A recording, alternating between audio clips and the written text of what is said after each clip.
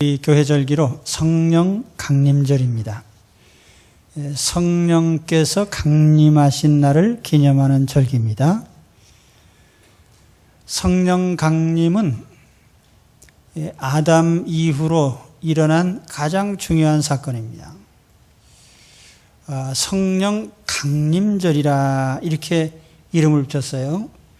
성령 방문절이라 이렇게 안 하고 성령 강림이라고 한 것은 성령께서 오셔서 성도들 속에, 예수 그리스도를 믿는 사람들 속에, 하나님 자녀들 속에 거주하시기 위해서 내려오신 날입니다.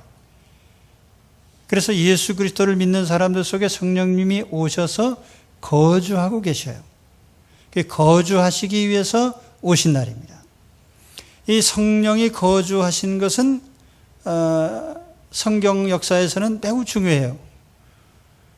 아담이 타락한 이후로 성령께서 아담의 마음에서 떠나가시고 그는 영적으로 감각을 잃어버린 사람이 되었습니다.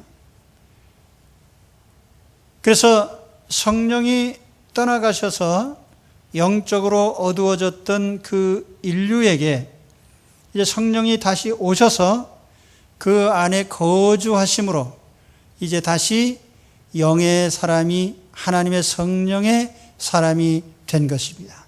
영적인 감각과 능력을 가진 사람이 될 수 있게 된 거예요. 구약시대에도 더러 성령이 어떤 사람들에게 임하신 적이 있습니다. 선지자에게, 제사장에게, 때로는 사울왕에게, 혹은 다윗왕에게. 그러나 그 성령은 거주하신 게 아니라 잠깐 와서 능력을 베푸시거나 또는 그들이 어떤 일을 수행하도록 하신 후에 떠나가셨어요. 다윗은 범죄한 후에 하나님께 간절히 기도하기를 내게서 성령을 거두어 가지 마십시오. 그렇게 기도를 하고 있습니다. 그 성령이 이제 예수 그리스도를 믿는 사람들 속에 임하여 계시기 위해서 오신 날이 바로 성령 강림절이에요. 오늘 우리 예수 믿는 사람들 속에 성령님이 와 계십니다. 내 안에 성령님이 와 계세요. 그리고 떠나지 않습니다. 영원토록 함께 거하셔요. 예수님께서 육신적으로 와 계시다가 떠나가시면서 하신 말씀이 내가 가면 너희에게 성령을 보내줘서 보혜사 성령이 너희 가운데 함께 하겠다. 그런 약속을 하셨습니다. 약속대로 오순절날 성령이 오신 거예요. 이 성령이 강림하신 시기는 오순절입니다. 그 오순절이라는 말은 이 순자가 열순자예요. 그래서 오순 그러면은 열이 5개니까 50일째 되는 날. 그럼 구약절기로 보면 이 오순절은 3대 절기 중에 하나인데 첫째는 6월절이죠. 6월절은 출애굽을 기념하는 절기입니다. 두 번째는 초막절 혹은 장막절이라고 하는 절기인데 광야 생활을 기념하는 절기예요. 그 셋째 이 오순절입니다. 이 오순절은 가나안 땅에서 추수를 기념하는 그런 절기입니다. 감사로 드리는 그 오순절은 혹은 다른 용어로는 칠칠절 혹은 초실절 혹은 수장절 이와 같은 절기들과 같은 맥락의 말입니다. 추수와 관련이 있어요.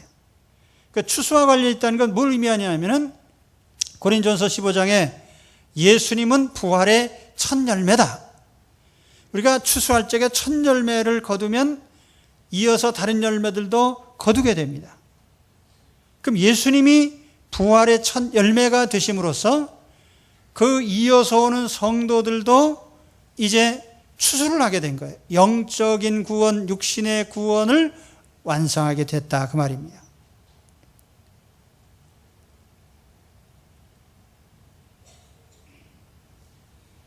구약의 오순절은 왜 50일이냐면 첫 열매를 드리는 날로부터 50일째 되는 날 추수를 완료하기 때문에 오순절 그렇게 부른 거예요.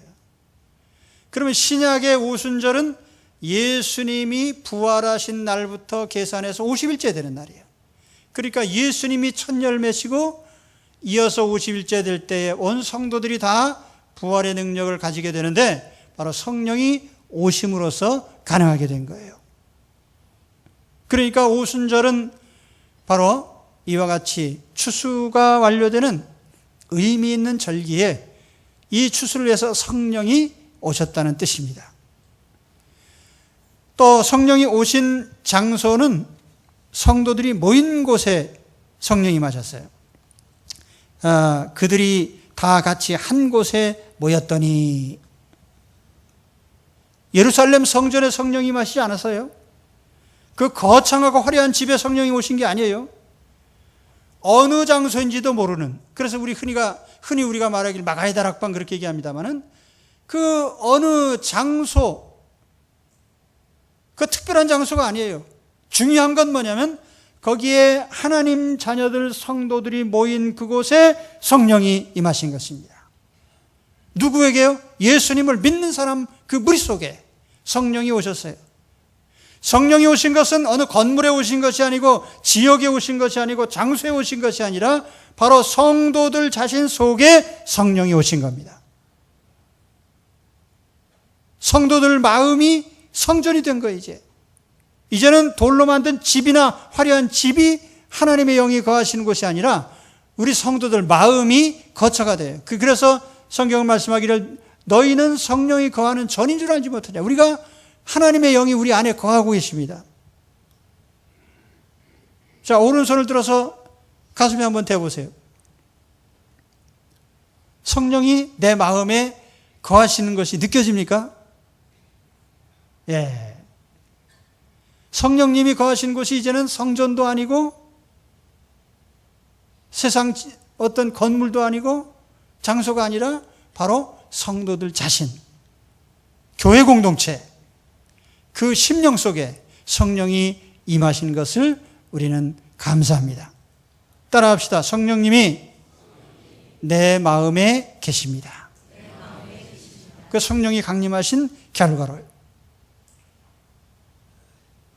그 성령이 오신 모습을 오늘 상세하게 설명을 해요. 어떤 모습으로 성령이 임하셨느냐? 오순절날 2절에 보니까 첫째는 호련히 하늘로부터 강림을 했다. 성령님은 인간이 만든 어떤 정신의 어떤 작용이 아니고 무슨 귀신의 작용도 아니고 하나님께서 임하신 거예요. 그래서 위로부터 하늘로부터 호련히 우리에게 오신 것입니다.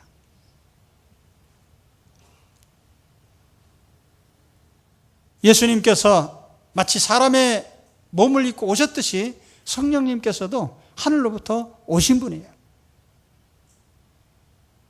사도행전 8장에 보면은 마술사 시몬이 베드로 사도가 안수할 때 성령이 임하는 걸 보면서 돈을 주고 그 능력 나한테 좀 팔아라 그랬는데 베드로 사도가 돈과 함께 망해라 그랬거든요. 하나님의 성령을 돈으로 살 줄 아느냐? 성령은 인간적인 작용도 아니고 인간의 능력도 아니고 하늘로부터 임하신 하나님의 영이십니다. 그래서 위로부터 임하신 거예요. 또 두 번째로 귀에 소리가 들렸어요. 2절에 보면 급하고 강한 바람 같은 소리가 있어 그들이 앉은 온 집에 가득하며, 성경에 성령을 가리키는 비유적 표현들이 많이 나옵니다. 예를 들면 비둘기 또는 기름, 불, 생수, 인, 바람, 이렇게 여러 가지 비유적인 상징을 하는 이유는 성령이 이와 같은 다양한 역할을 하시기 때문에 그런 거예요. 그런데 바람은 어떤 의미냐? 바람은 눈에 보이지 않죠. 그러나 분명한 실체입니다. 보이지 않으나 능력을 나타내는 실체, 이것이 영적인 속성이죠. 성령이라는 표현도 그렇습니다. 혹 성신이라고 표현도 합니다. 이게 영어로 표현할 때 Holy Spirit 혹은 Holy Ghost 이렇게 얘기를 합니다. 헬라어 성경에도 보면 푸뉴마 하기오스, 푸뉴마라는 말은 영이란 뜻인데 혹은 바람이라는 의미도 있어요. 숨결이라는 의미도 있어요. 하기오스라는 말은 거룩한 바람 혹은 거룩한 숨결, 그런 의미로 또 이해될 수도 있습니다. 그런데 성령을 그런 칭호로 불러요. 왜 바람이라는 이 용어로 비유를 하셨는가? 바람은 눈에 보이지 않지만 분명히 존재하는 실체이고 그로 말미암은 결과들이 나타나요. 마찬가지로 성령은 눈에 보이지 않지만은 분명한 역사가 있습니다. 그래서 이 청각적인 바람으로서 거기에 있던 사람들에게 느끼게 한 거예요. 또 세 번째는 눈에 불이 보여졌습니다. 3절에 보면은 마치 불의 혀처럼 갈라지는 것들이 그들에게 보여. 이 불이라고 하는 건 구약 성경의 하나님 임재의 표시입니다. 시내산에 불이 임하고 광야를 걸어갈 때에 불기둥이 그들을 인도하셨고, 모세가 하나님 앞에 시내산에서 부름을 받을 때 불붙은 떨기나무. 그래서 이 불은 여러 가지 의미가 있는데 때로는 심판의 상징입니다. 불로 심판하죠. 또 동시에 성결의 표시이기도 합니다. 사물을 태워서 녹이고 정화시키는 역할을 해요. 그래서 이사야가 입술이 부정한 자로 하나님 앞에 있다고 고백했을 때에 천사들이 그의 입에 불을 갖다 대면서 정화해줬다, 그렇게 말씀을 했어요. 그런데 이런 불이 혀의 모양을 하고 각 사람 위에 임했습니다. 혀는 말씀의 상징이죠. 기독교는 말씀의 종교이고, 또 장차 이 성령 받은 사람들이 복음을 전할 때 그들은 입을 열어서 하나님의 말씀을 증거하는 입이 됐던 것입니다. 그래서 이 불의 혀같이 갈라진 이런 모습으로 눈에 보이도록 임하셨어요. 불의 모습이 임하였지만 불에 타 죽진 않았어요. 그리고 넷째로 각 사람 위에 임하였습니다. 3절에 보면 각 사람 위에 하나씩 임하여 있더니, 하나씩. 이게 각자 이게 성령이 임하실 때 두리뭉실 단체로 대표로 받은 게 아니라 각 사람에게 인격적으로 임하시는 성령님이세요. 성령이 오늘 우리 마음에 계시는데 성령께서 그냥 대충 아무데나 계시는 게 아니라 한 사람 한 사람 인격적으로 그 속에 임하십니다. 왜냐하면 성령은 인격체시기 때문에 그렇습니다.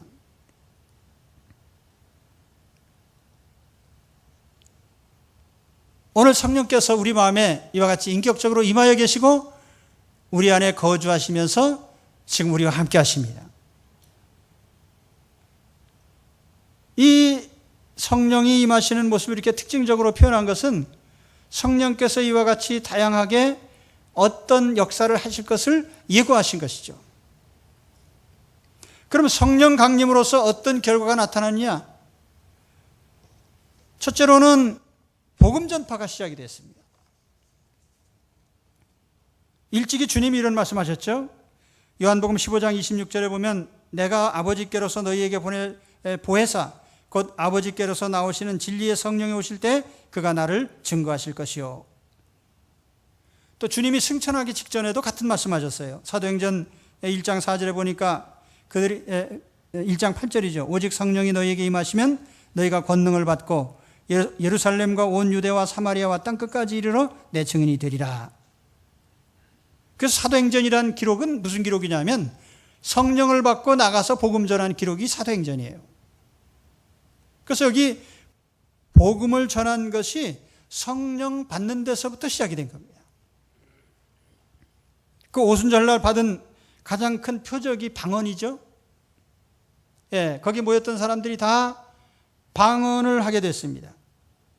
4절에 보면 그들이 다 성령의 충만함을 받고 성령의 말하게 하심을 따라 다른 언어들로 말하기를 시작하니라. 신약 성경에 두 종류의 방언이 있어요. 첫째는 알아듣지 못하는 방언입니다. 이걸 우리가 신령한 방언 그렇게 얘기를 하는데 고린도전서에 보면 이 방언은 사람은 알아듣지를 못해요. 특별히 해석할 수 있는 은사를 받아야 됩니다. 두 번째는 외국어죠. 일반 언어입니다. 이걸 우리가 방언 이렇게 얘기를 합니다. 그런데 사도들이 나가서 방언을 했어요. 그 방언을 한 것은 외국어를 한 겁니다. 신령한 말을 한 게 아니라 외국어를 했는데, 이때 사도들은 대부분이 갈릴리 출신이고 외국어를 배운 적이 없어요. 그래서 저 예루살렘 쪽에 사는 사람들이 갈릴리 사람을 부를 때 갈릴리 사람 그러면 그 촌사람 그런 뜻이에요. 오늘 우리도 촌사람 얘기할 때, 옛날에 강원도 분 계신지 모르겠는데 좀 죄송합니다. 옛날에 감자바위라고 불렀어요. 그래서 강원도 감자바위 그러면 그 촌사람, 그 서울 사는 사람 깍쟁이. 그래서 이 서울 사람과 시골 사람 이렇게 이제 대비를 시켰는데, 갈릴리 사람들은 사투리도 심하고 잘 배우지도 못하고 그래서 촌 사람의 상징입니다. 근데 이 사람들이 외국어를 유창하게 해요. 그래서 5절에서 11절까지 말씀 읽어보면은 각 지역에서 온 사람들이 다 놀랐어요. 야, 우리는 바데인과 메데인과 엘람인과 메소포타미아인 갑바도기아, 본도 아시아, 부르기아, 밤빌리아, 여기 지명들이 전부가 다 지금의 터키 지역에 소아시아나 또는 아시아 내륙에 있던 그런 사람들입니다. 그리고 애굽, 구레네, 리비아, 이건 아프리카 북부 지역의 사람들이에요. 그리고 그 다음에 보면은 또 그레데인, 아라비아인, 그리스 사람 혹은 저 아라비아 사람, 이 각 사람들이 다 자기 말로 복음 전하는 얘기를 들을 수가 있었습니다. 그 사도들이 언제 외국어 배운 적이 없거든요. 그 베드로 사도가, 요한 사도가 나가서 복음을 전하는데 이 각 나라 말로 복음을 전한 것입니다. 이거 상당히 의미 있는 일이죠. 오순절날 성령 임할 때 하나님께서 방언을 주셨다. 사실 언어가 혼잡게 된 것은 창세기 11장에 보면 바벨탑을 쌓을 때 하나님께서 그 인류를 심판하시기 위해서 이 의사소통을 못하게 하셨어요. 그래서 한 조상에게서 나왔지만 서로 언어가 틀린 거예요. 그 의사소통이 안 돼요. 그래서 이 소통이 안 되는 것은 일종의 하나님의 심판입니다. 사실 오늘날에도 마찬가지죠. 이 말이 안 통한다는 것은 일종의 불편할 뿐 아니라 그것은 상당히 부정적인 결과들을 만들어냅니다. 그러니까 평생 같이 사는 부부도 말이 안 통해서 못 살겠다는 사람이 있어요. 한국말을 다 알아듣고 할 수 있는데 왜 말이 안 통하냐? 그것은 사람과 사람 사이에 어떤, 요즘에도 밤낮 하는 말이 뭐 소통하는데 소통인지 소똥인지 암만 얘기를 해도 서로 안 통합니다. 그건 뭐 하나님이 그렇게 만들어 놓으셨기 때문에 그건 어쩔 수가 없는 거예요. 그래서 부부 사이에도 소통이 안 돼요. 언어가 안 통해요. 이러한 인간 세계에 하나님께서 성령의 능력으로 신령한 언어를 주신 것입니다. 그리고 그 언어는 이제 어디에 써먹느냐 하면 복음을 전해서 하나님 자녀로 구원하는 데 쓰도록 하신 것입니다. 인간의 언어라고 하는 것은 남을 비방하고 비난하고 상처 주고 찌르고 이르라고 주신 것이 아니에요. 인간의 언어는 그 언어를 통해서 하나님께 영광을 돌리고 찬미를 하고 하나님의 복음을 전파해서 하나님 모르는 사람들이 하나님 자녀가 되게 하시는 복음 전파의 능력을 주시고자 복음 전파에 쓰라고 주신 것이에요.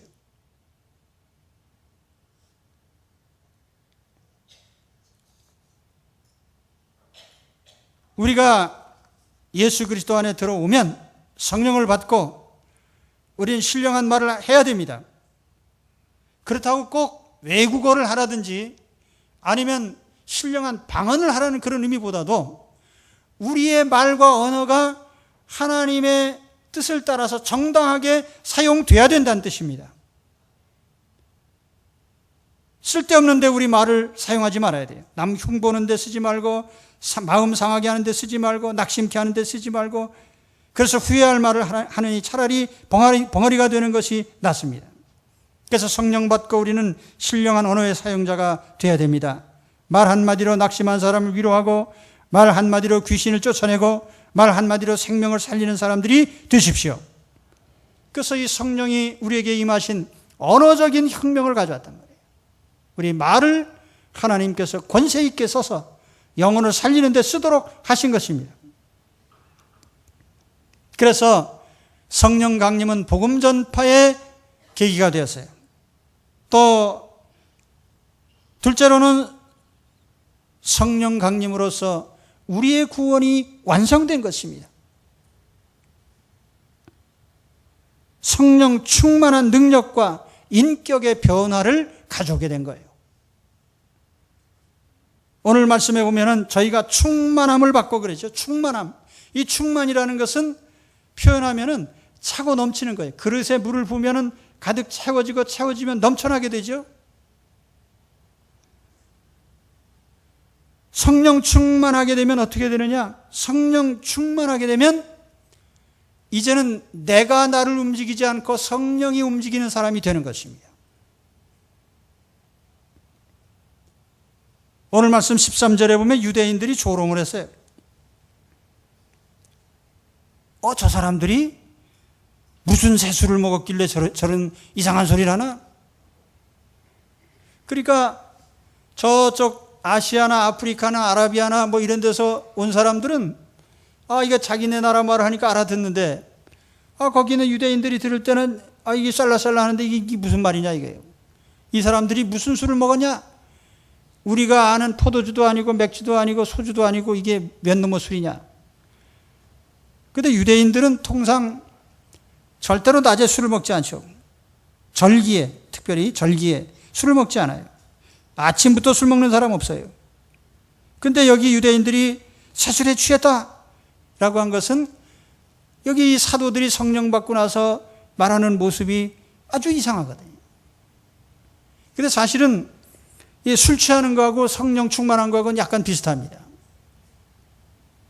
그래서 사도 바울이 에베소 5장 18절에 술 취하지 말라, 이는 방탕한 것이니 오직 성령의 충만을 받으라, 이런 말씀을 했거든요. 그러니까 술 취하는 거하고 성령 충만하고 비슷한 면이 있단 말이에요. 우선 술에 취하면 혀가 꼬부라집니다. 그래서 말이 좀 이상해지죠. 성령 충만한 사람도 혀가 꼬부라져서 방언을 하게 됩니다.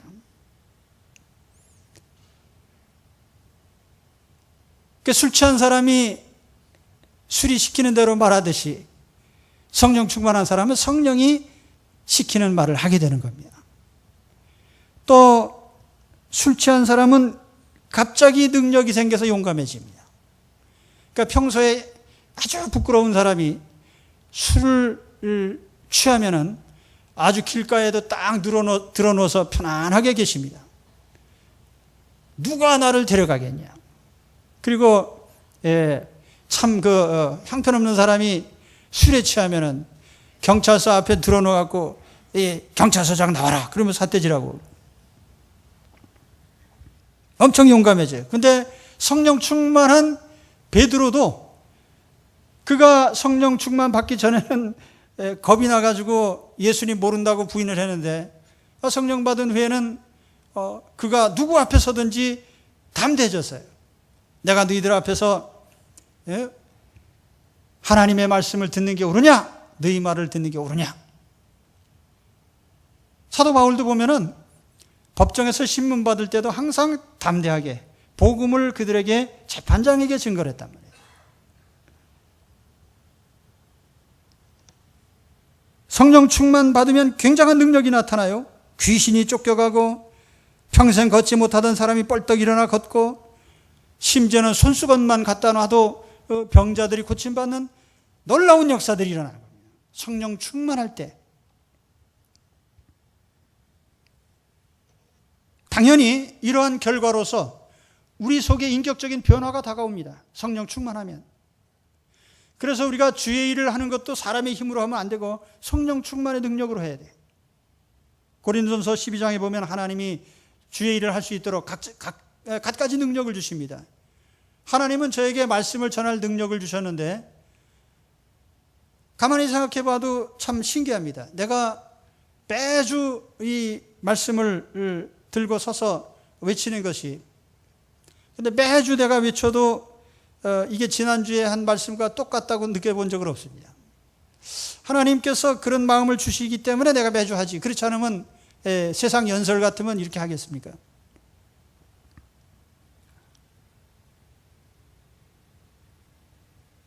성령 충만하면 인격적인 변화가 따라오게 되어 있습니다. 그래서 죄가 깨달아져요. 마음이 찔려요. 아, 이거 회개해야 되겠구나. 고쳐야 되겠구나. 우리가 성령 충만하기 전에는 죄를 짓고도 느낌이 없습니다. 그러니까 하나님 뜻대로 살 수가 없어요. 그런데 성령 충만한 마음속에는 죄가 찔려 자꾸 옆구리 찌르듯이 찔려요. 이게 큰일 나지. 두려운 마음이 생기고 그 죄를 회개합니다. 하나님 앞에 마땅히 해야 될 일을 하게 돼요.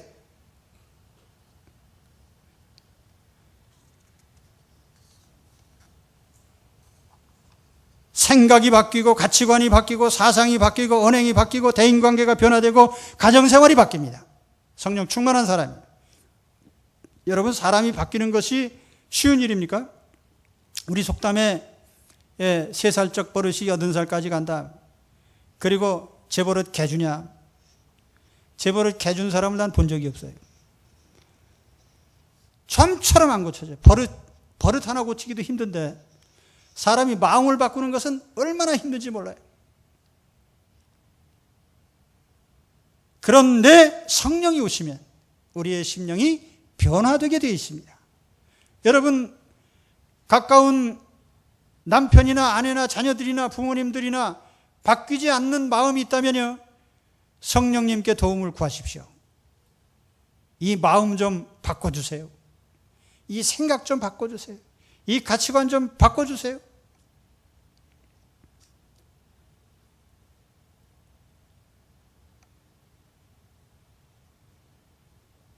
정말 힘든 것이 사람 바꾸는 것인데 그것은 오직 하나님의 영이 우리 가운데 오셔서 성령 충만할 때 일어날 수 있는 일들입니다. 그러니까 제가 말씀드린 이 여러 가지 성령이 오셔서 우리 가운데 거하심으로써 이제는 우리는 영적인 사람, 성령의 사람들이 됐어요. 그리고 성령의 힘에 의해서 움직이는 사람들이 된 것입니다. 성령이 오신 결과로 우리는 우리의 입을 통해서, 말을 통해서 우리는 복음을 증거하고 하나님 영광을 돌리는 사람들이 된 것입니다. 또 성령이 오심으로 우리 구원이 완성되고 뿐만 아니라 우리가 하나님의 능력을 받아서 인격적인 변화가 일어나서 우리는 새로운 사람으로 되게 되었습니다. 이게 성령이 오신 결과예요. 그래서 예수 그리스도를 믿는 사람은 100% 책임지고 하나님 나라로 인도하시는 것이 바로 성령의 역사예요. 그래서 제가 예배 마치고 마지막에 축도할 때에 그런 기도 하잖아요. 이제는 우리 주 예수 그리스도의 은혜와 하나님 아버지의 사랑과 성령님의 교통하심이, 성령님의 교통하심이라는 건 바로 우리를 100% 보장하고 책임져서 하나님 자녀가 되게 하시는 성령의 인도하심이 있단 말이에요. 그 성령의 역사, 그걸 위해서 성령이 오실 것입니다. 그러므로 여러분이 이제부터 살아가는 동안에 이제는 매일같이 성령의 도우심을 구하십시오. 그래서 사도 바울은 우리에게 거듭거듭 우리에게 얘기하기를 성령 충만을 구하라고 했어요. 성령 충만을 구하라. 내가 사람의 힘으로 안 되고 생각이 바뀌지 않고 생활이 변하지 않을 때에 성령님의 도움을 구하란 말이에요. 성령님이 그를 위해서 오셨어요. 성령 충만을 매일같이 구하십시오. 성령 충만은 하나님 자녀답게 사는 길입니다. 성령 충만해야 제대로 된 봉사를 할 수가 있습니다. 성령 충만해야 인격이 변화됩니다. 성령 충만해야 시험과 환난을 이깁니다. 성령 충만한 사람이 평안을 누립니다. 성령 충만해야 성도 삶을 살고 마귀를 이기고 죄를 이기는 관세 있는 삶을 살게 됩니다. 성령 충만한 여러분 되시기를 축원합니다. 오늘 성령 강림절인데 우리는 성령님이 왜 오셨는지를 깨달아서 이 성령님을 늘 마음에 모시고 살면서 성령이 지시하신 대로 사시고 부족할 때마다 성령의 도우심을 구하시고 충만을 구하시면서 성령으로 살아가시기를 축원합니다. 기도하겠습니다. 하나님 아버지 감사합니다.